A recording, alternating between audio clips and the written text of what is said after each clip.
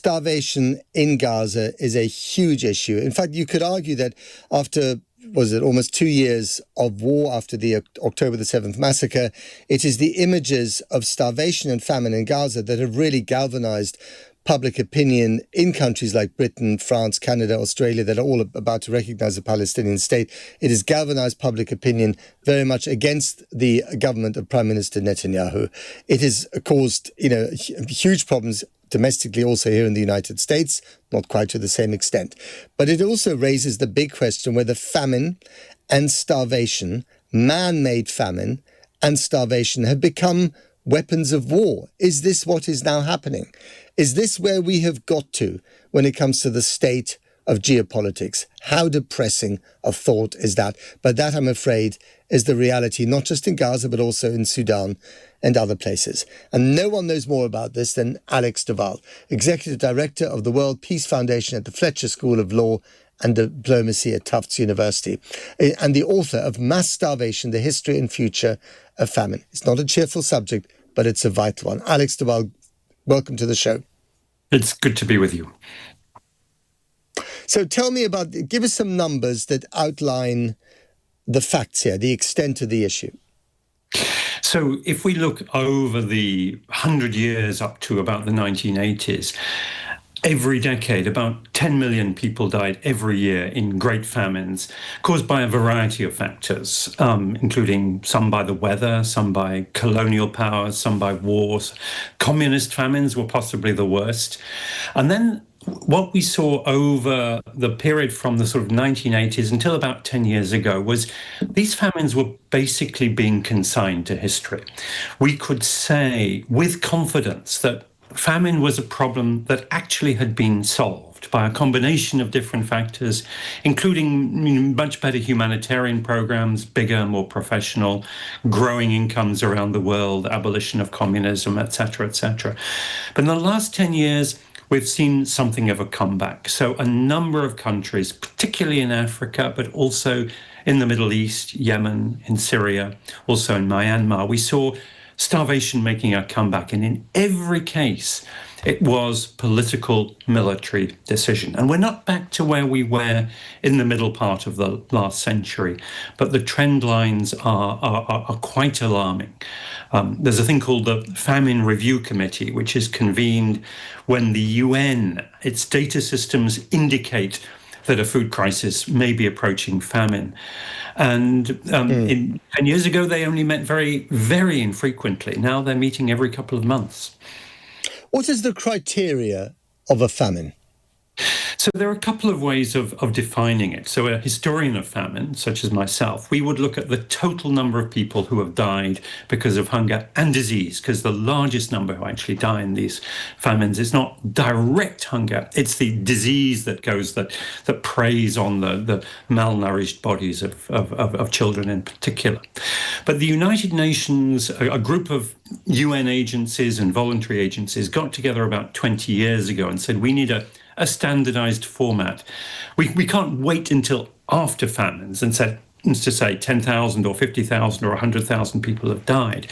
We need a sort of in-time measurement.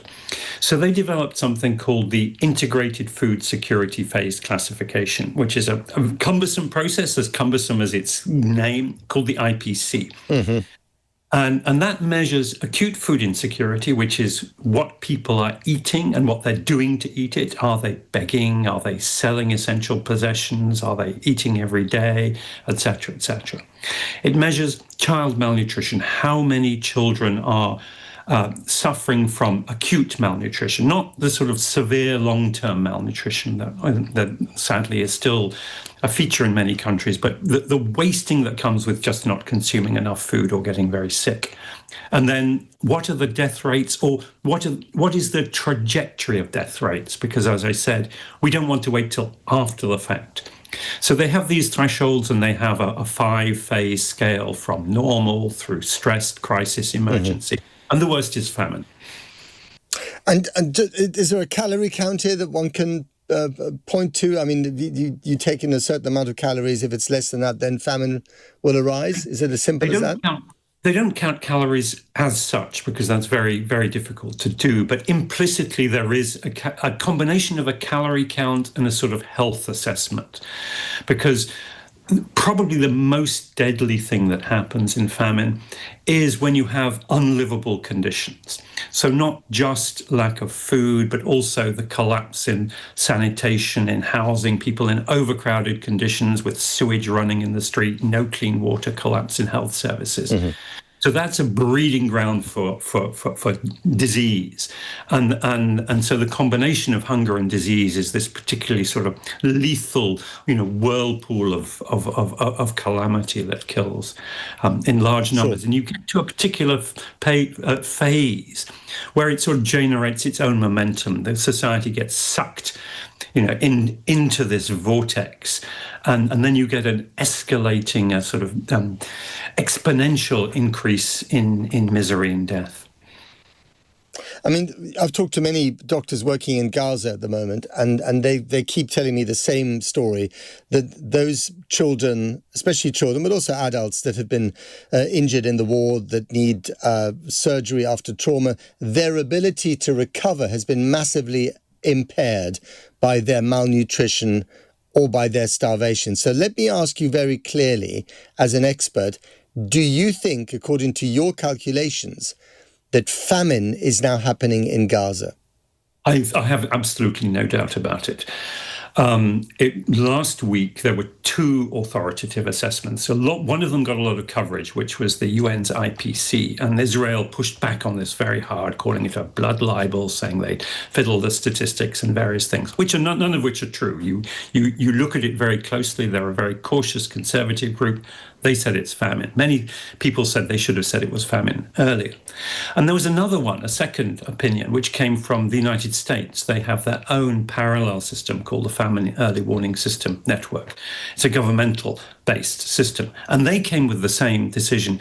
Now, that didn't get any publicity at all. And I think both Israel and the US administration want to hush that up, rather, because it does confirm what the UN is saying.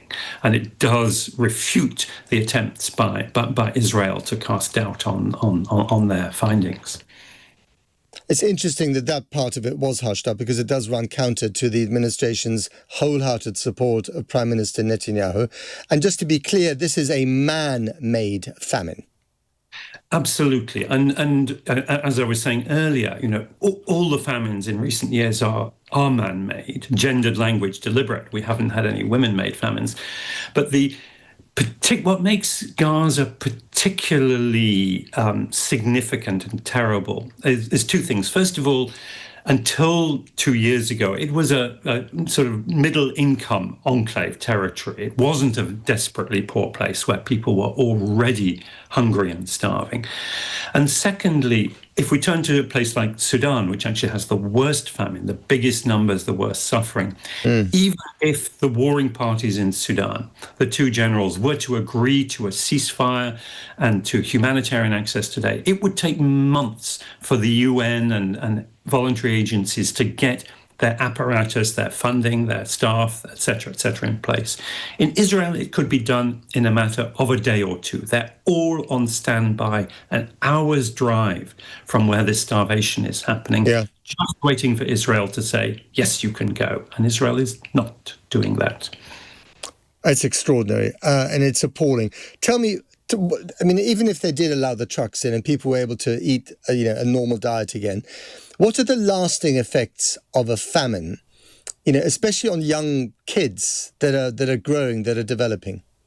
Well, the first thing to say is that actually we have this famine has generated a momentum. So you have thousands, probably tens of thousands of kids who need to be in hospital. They're so far gone they cannot eat regular food. And the most immediate need is for stepped up intensive care in hospitals. And sadly, tragically, indeed criminally in my view, Israel is now mounting an offensive that, among other things, is going to close most of the remaining hospitals in Gaza. And that is a sentence of death to many of these children. But as you were saying, A child who suffers this malnutrition in the first 1,000 days of life, or in utero, unborn children, for them, this is a life sentence. They will never achieve the same physical, cognitive, or indeed emotional capabilities as a healthy child. We know this from studies of famine in Holland in World War II, from other places. Malnutrition at this scale sentences a whole generation to underachievement and lifelong trauma. Of course, the Israelis say adamantly every time that there is no starvation or famine in Gaza, that actually, it's all because of Hamas. Hamas are growing fat on the aid that is coming in. They're hoarding it. They're flogging it on the black market. And actually, the situation is not nearly as bad as, people, the Palestinian Authority or indeed others or the UN make out. Again, your response to that Israeli assertion? Well, Hamas is guilty of many crimes, and one of those crimes is starving the hostages, who are also in desperate state, and that is, should be stopped immediately. Hamas has the resources to feed those hostages. But Hamas is not guilty of the crime of this famine. There have been US investigations over the last year that have found that Hamas is not responsible at scale for diverting, stealing food. And when the New York Times spoke to senior Israeli military officials, they agreed that was the case. And indeed, if Israel were concerned about that, it would have allowed the UN, which delivers to the people in a monitored manner, to operate, not the Gaza Humanitarian Foundation, its own private operation, which is like feeding time at the zoo. And there's a lot of evidence that criminal cartels, maybe in Hamas too, are sending young men to grab that food. It's not the food handed out by Israel's own favored contractor is not going to the poorest. Most likely it is going to hoarders and indeed to Hamas. The Israeli story just does not add up. And just a final question, whether it's in Gaza or in Sudan, which, as you say, has the worst example of famine at the moment, or indeed elsewhere, if famine is man-made, if starvation is a weapon of war, is its purpose to kill or is its purpose to weaken? Its purpose is both those things, but also it is to destroy a society. So the most enduring and in some ways, most terrifying impact of society, of famine, is the way that it tears apart those social bonds. It turns people against each other. Frankly, it dehumanizes. It makes people behave like animals in this desperate search to survive. And that, I think, that social injury is something that we have really to bear in the forefront of our minds when we look at what is happening today.